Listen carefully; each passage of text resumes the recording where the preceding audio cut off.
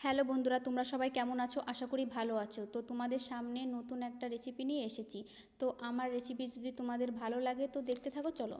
তো আজ আমি সর্ষে ইলিশ বানাবো। তো তার জন্য আমি সর্ষে বেটে নিয়েছি। প্রথমে সর্ষে বাটা হয়ে গেলে মাছটা ভাজার জন্য মাছটা মাখিয়ে নিয়েছি হলুদ লবণ দিয়ে।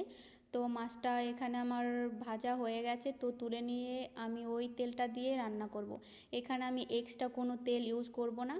তো তার জন্য আমি জিরে আর কাঁচা লঙ্কা দিয়ে ভাজা ভাজা করে তার মধ্যে পরিমাণ মতন লবণ হলুদ দিয়ে একটু ভাজা ভাজা করে তার মধ্যে সর্ষে দিয়ে দিয়েছি।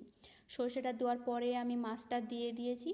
দেওয়ার পরে একটু ফুটিয়ে নিয়েছি। ফুটানো হয়ে গেলে আমি ধনে পাতা দিয়ে লাস্টে আমি মাছটা নামিয়ে নিয়েছি।